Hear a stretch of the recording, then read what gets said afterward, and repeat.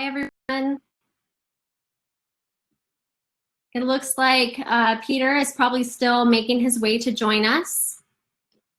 Feel free to say hi and let us know in the chat where you're joining from, and continue to send those questions our way. Once Peter joins, we'll be able to continue this conversation and ask any questions that you have. Hi, Nayana. Nice to see that you're able to join from Australia. Tommy. All right, let's see. I still am not seeing Peter.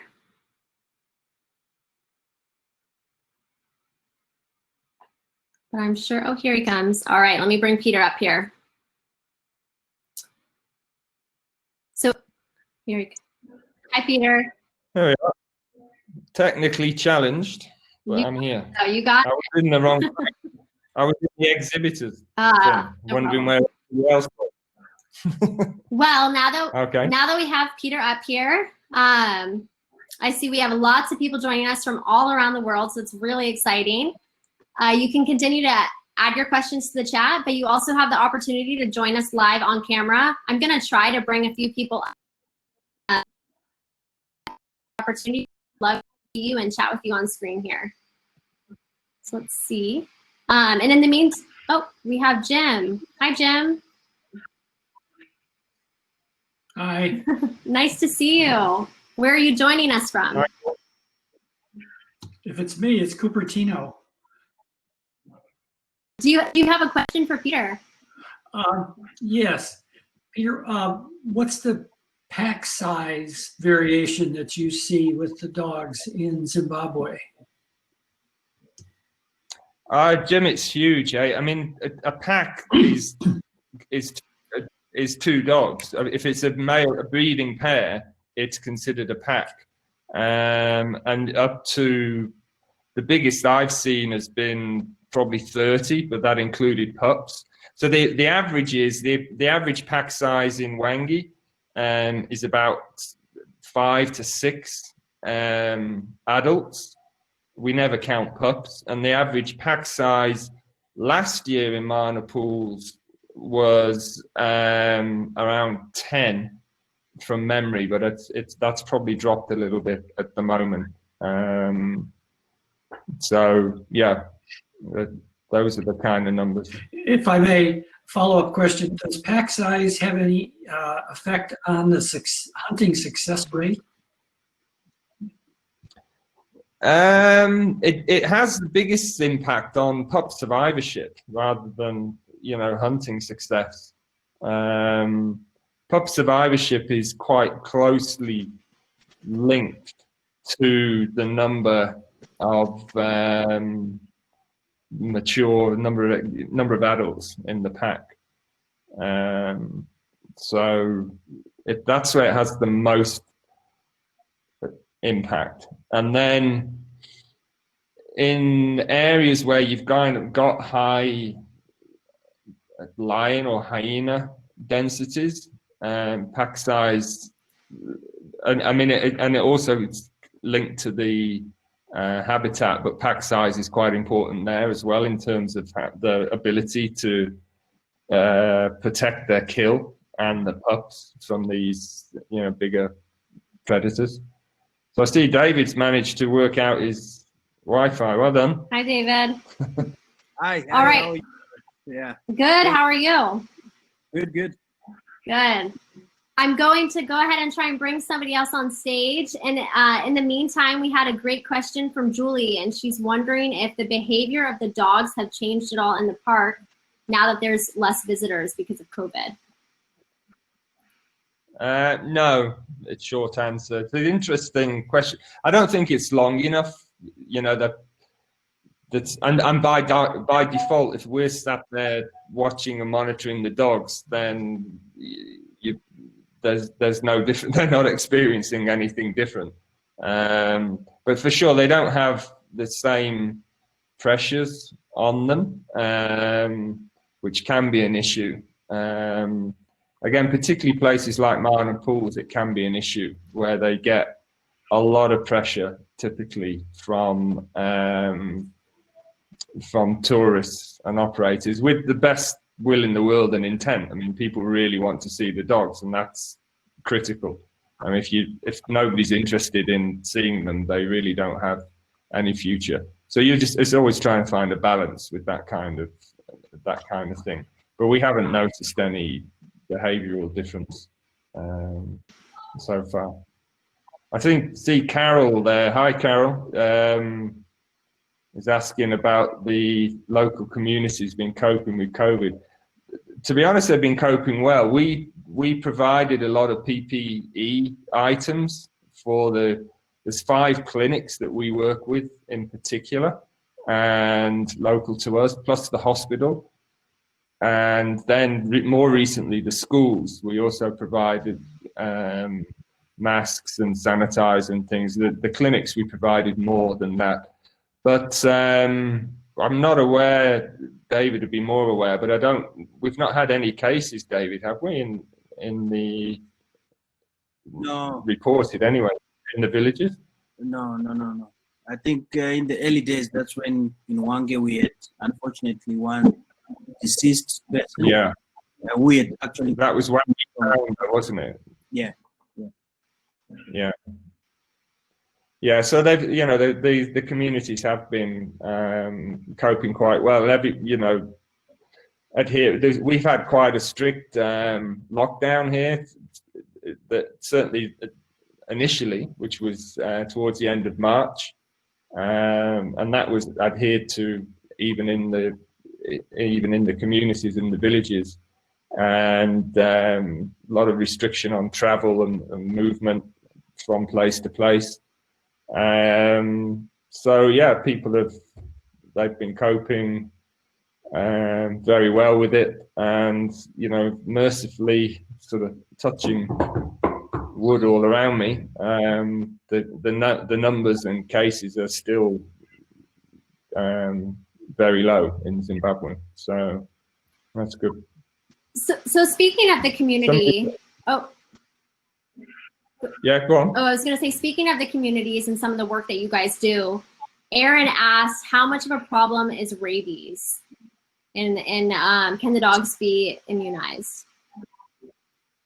Yeah, rabies is a constant threat. We've had one serious outbreak in the packs that we monitor around Wangi, which was 2017, David, I think it was. Yeah. And we lost an entire pack. It's kind of vaccinating painted dogs against rabies is sort of hotly debated, but it is done more often. Marcus Hoffmeyer, who was on earlier, is one of the sort of preeminent wildlife vets on the planet, quite frankly. And in South Africa, I know that they do routinely vaccinate painted dogs, and we have vaccinated painted dogs, not routinely. What we've been doing is over the years is carrying out quite extensive domestic dog vaccination programs. So we vaccinate the domestic dogs repeatedly for rabies and distemper, and that's quite effective in stopping or reducing that spread and threat of rabies. Great.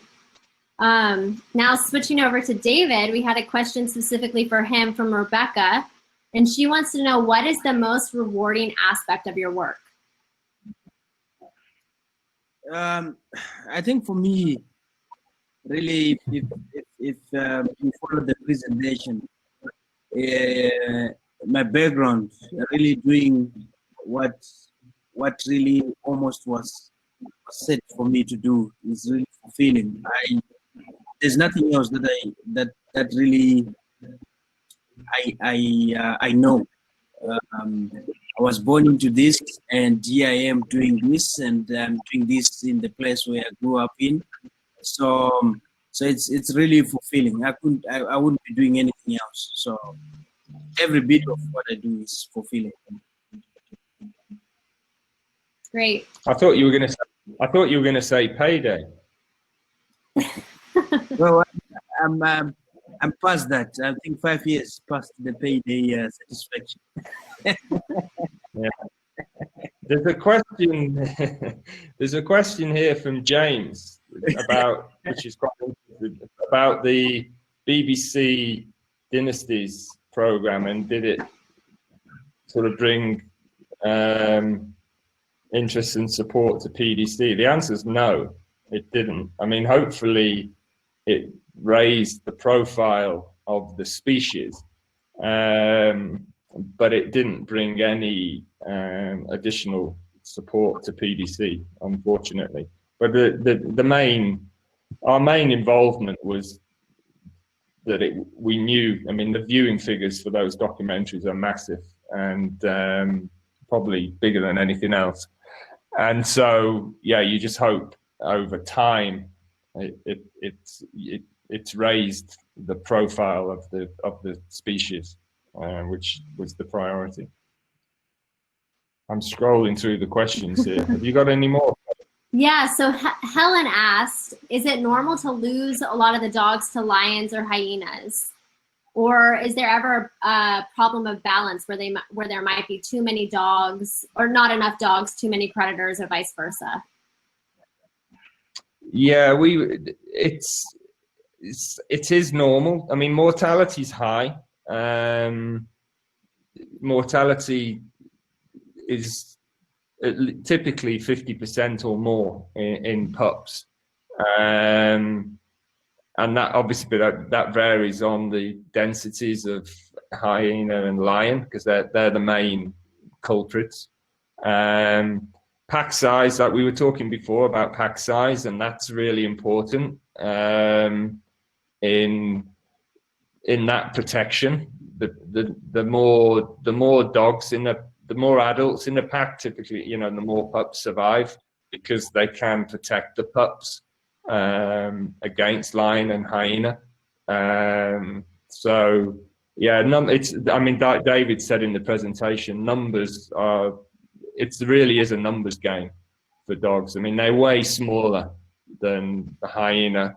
Like David said, they're kind of half the mass of a hyena, and yeah, whatever, like a quarter the size of a lion, or less. So yeah, it's about numbers, and dogs will typically avoid areas where there are certainly high lion populations or high lion activity.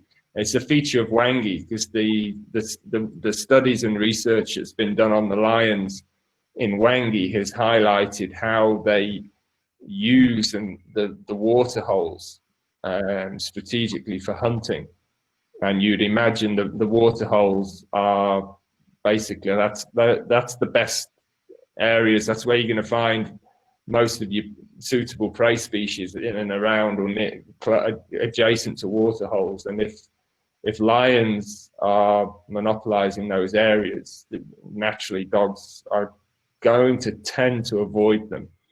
And we should have started a study this year with a PhD student from Oxford, it's like a collaborative thing with the Lion Project from Wild Crew at Oxford, and the French CNRS research organization, who have been very active in Wangi for a long time.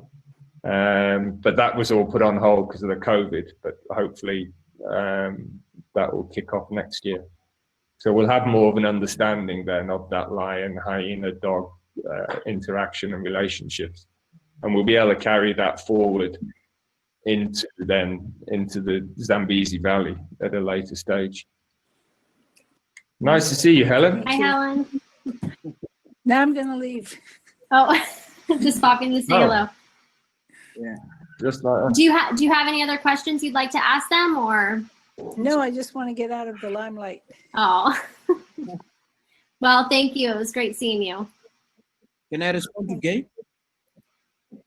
What was that, David? Can I respond to Gay Goodman? Sure. Gay asked about the increase in poaching, I believe, and if there are programs to help poachers feed themselves. Yeah. So I don't know if I would put it that way, that we helping poachers to you know, to feed themselves, but definitely we are doing a lot in the communities. It's a matter of what we call alternative. You know, if you say don't go out there and put snares, and indeed if it's part of what people do to take care of themselves, what is the alternative behavior? So we have done nutritional gardens in these communities. We have definitely employed a lot of community people in PDC, and recently we have engaged over almost 45 community volunteers into a program that runs for 3 months, and they're paid. And this is money that is flowing into this community. So there's definitely incomes that are going into communities that should, in all things equal, should really take care of the community so that they don't engage into poaching. But of course, there's always this talk of in the 100%, you always have 3% of the people who, despite whatever you do, you always have that 3% that continue on to do the poaching, and of course we have anti-units to deal with that, and the law is there. Thanks, David. Let's see, there was another question in here about the pack up in Mana Pools, and if you're worried at all about inbreeding or if you know of other packs in that area. No, we're not.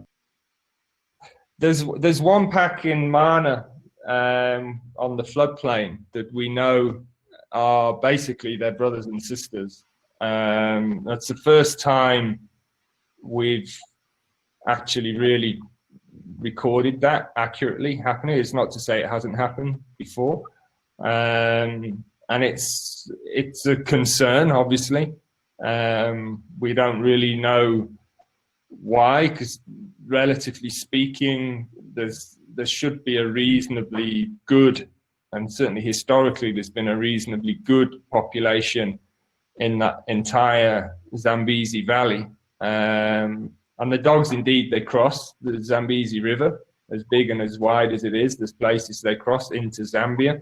And we've had dogs from from Mana make their way into Mozambique, although sadly that didn't end well because they were snared down there.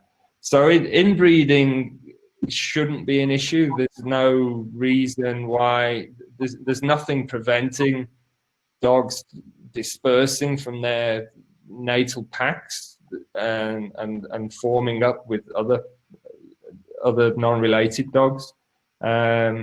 We've got this collaboration with Stanford University where we're looking at that. The first stage was to sequence and assemble the whole genome of the painted dogs, which we did in conjunction with Stanford. And then now we're just trying to build a bigger database of and understand the level of genetic diversity, which will feed into then conservation management decisions down the line. But again, that has been impacted upon quite severely by the COVID thing. I mean, Stanford basically closed, and even for us, it was difficult at the beginning of the year. We had we could go into the parks, but our access was much more restricted than usual, and that impacted on our ability to collect samples and that kind of thing. But we have got samples, and we'll be shipping those to Stanford soon enough. So over time, we'll have a better understanding of any inbreeding, and as I say, level of genetic diversity is something we're trying to understand. So would you the dogs back up to speed now since the start of COVID, or are you guys still being impacted by COVID and some restrictions into the park? Sorry, Caitlin, I missed the beginning of that. I asked if your ability to track and monitor the dogs in the parks, is that back up to speed?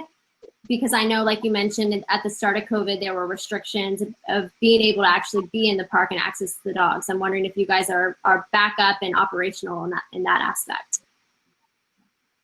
Yeah, no, it's fully, the parks, they reopened. So the national parks were closed to the general public and external researchers, as they put it. So, but they opened up again in end of July, August time. They opened up. So yeah, we're back.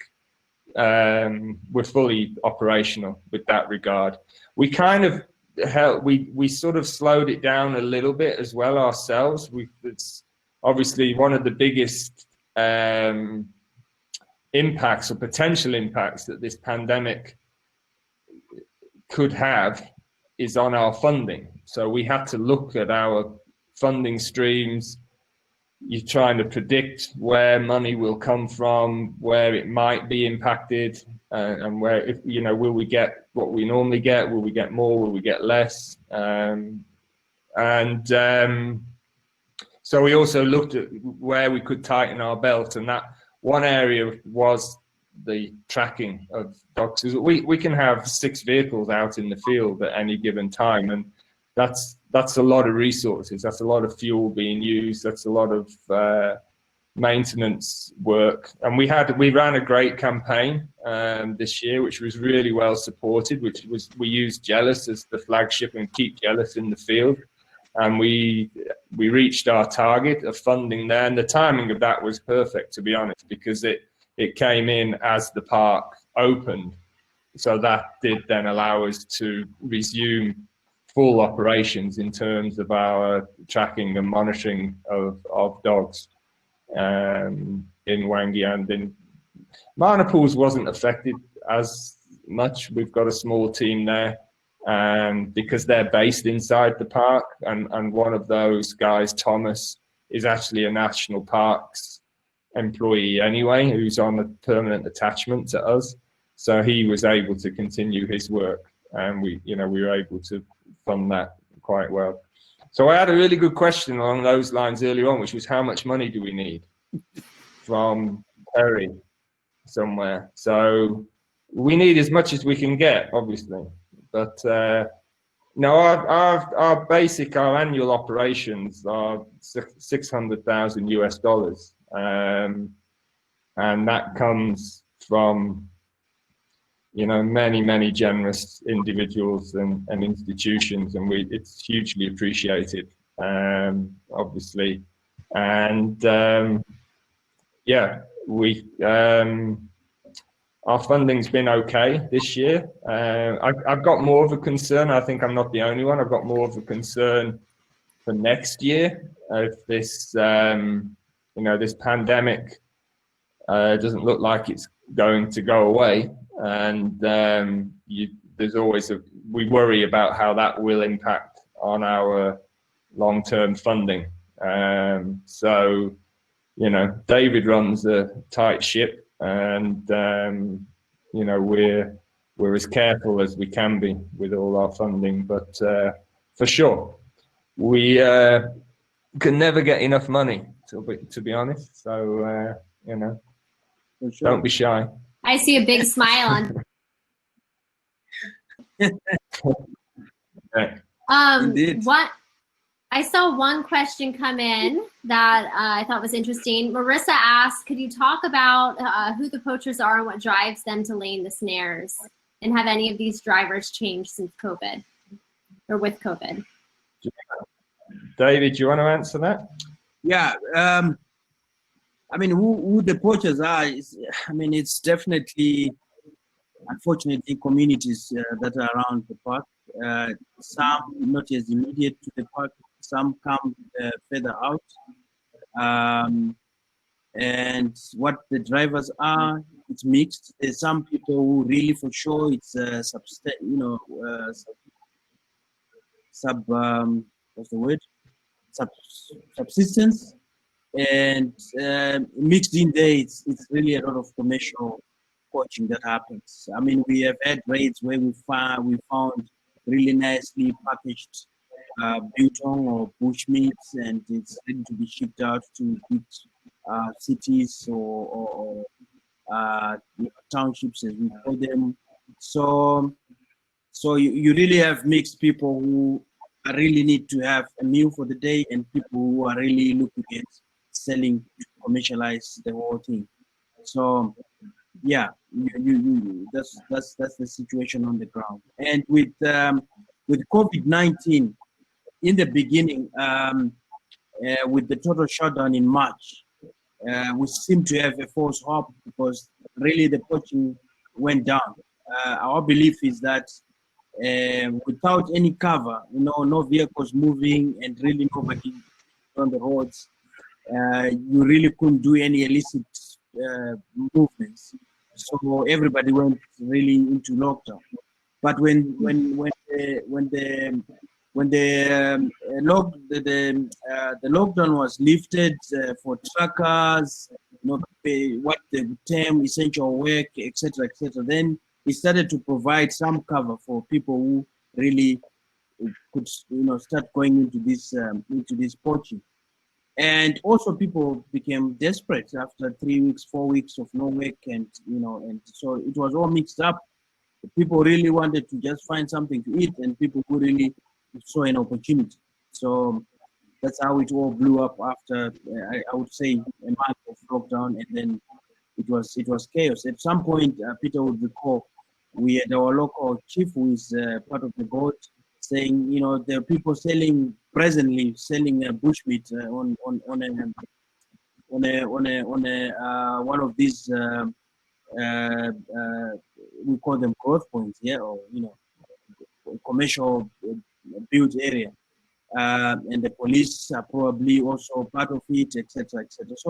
So a lot of these things started to happen, and I think what fed from our point, what led to the inclusion of now the community volunteers, etc., is to beef up that kind of operation where we needed to say, this can't happen on our watch.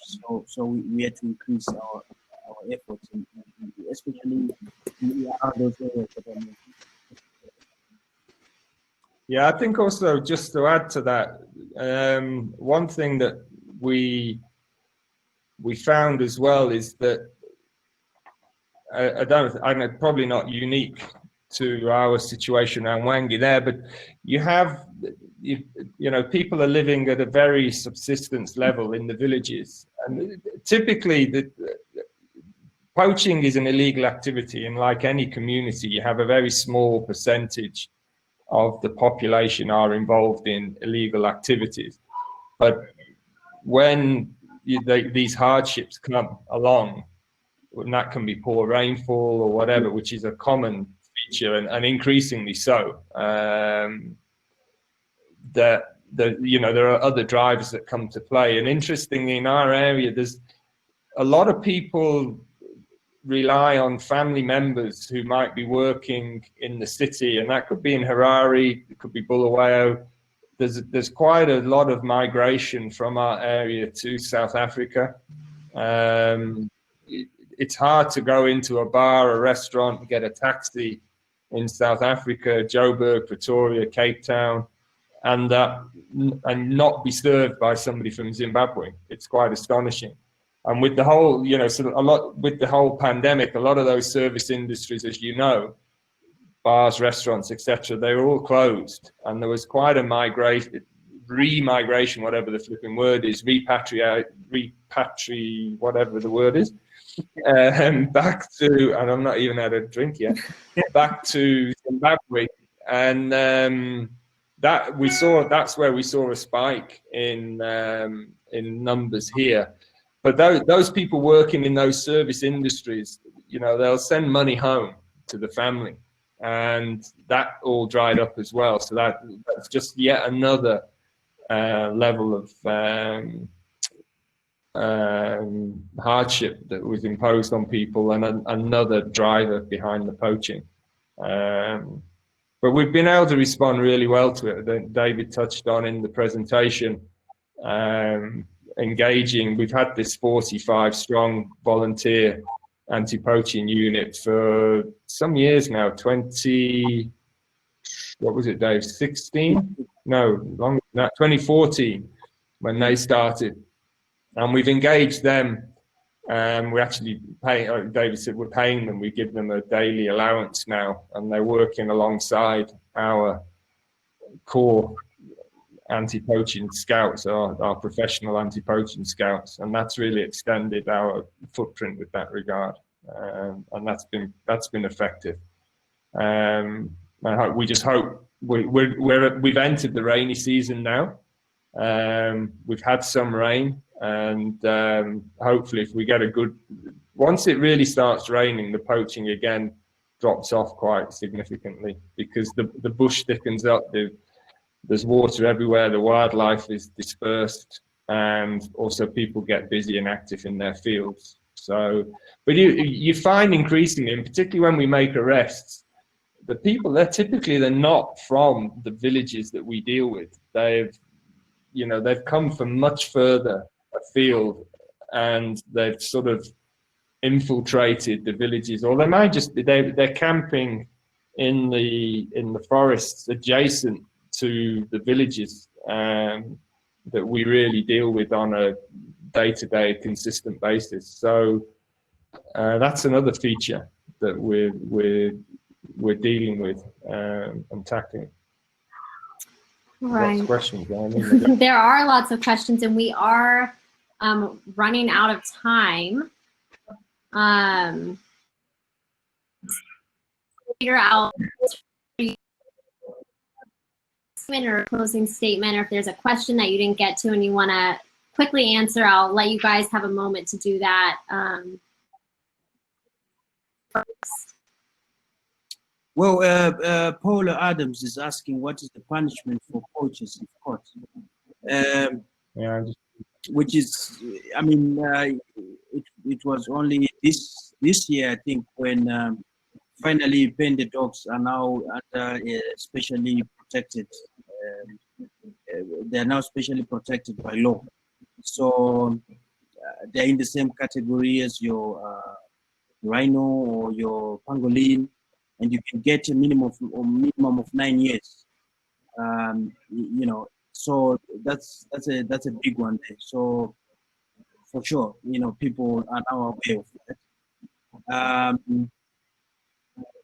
And as a wrap up, like you asked, I think it's been fantastic to mix and mingle with everybody that we haven't seen for so long, and hopefully in the near future we'll be able to physically meet and talk about the whole year that we have been apart from each other. Until then, please continue supporting us, and you are part of the team, and we really appreciate your support.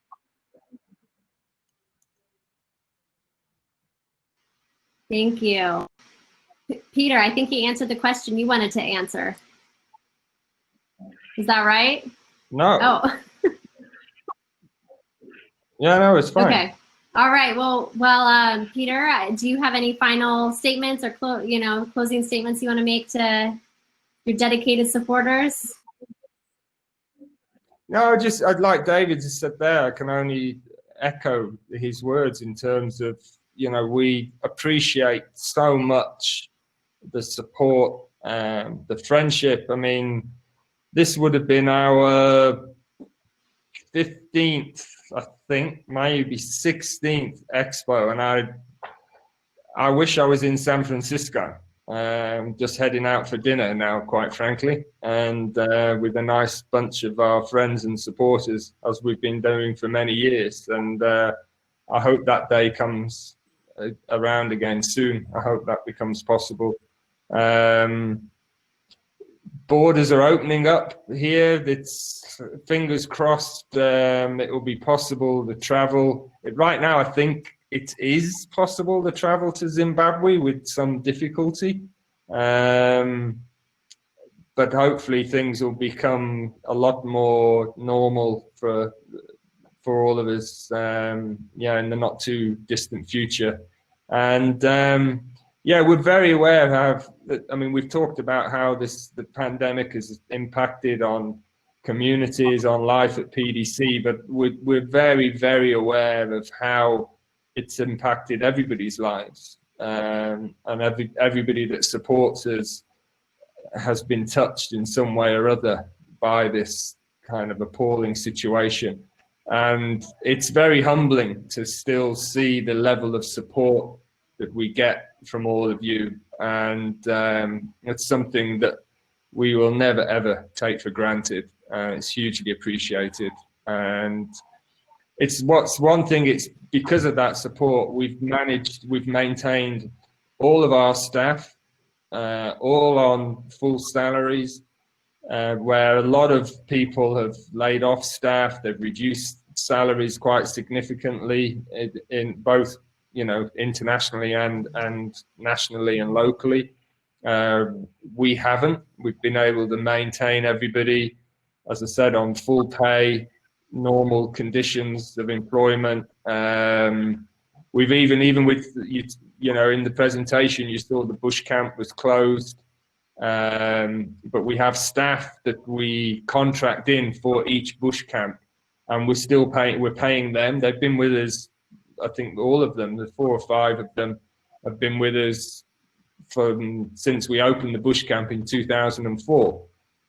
We're paying them as if we did have bush camps operating.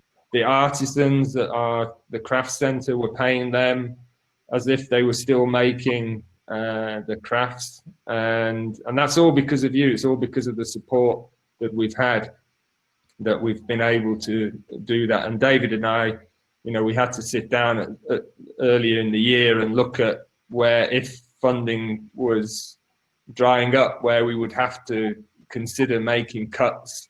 And you know, I basically said, we had a few meetings with staff and said, we have to tighten our belts. We have to cut some of our operational costs, but the last thing we want to do is cut staff and salaries. And again, thankfully, we haven't been able to do that, and that's because of the tremendous support that you've all given us. So hugely appreciated. Very big thank you from all of the staff at PDC and the communities that we work with. Great. Thank you, David and Peter. It was so good to see both of you guys. I'm glad to hear you're doing well and the team is doing well in Zimbabwe. Thank you to everyone who submitted such great questions and stayed with us to the very end. We're so excited next Saturday for Expo. Bye, everyone. Thank you. Thank you. Bye. Thank you. Cheers.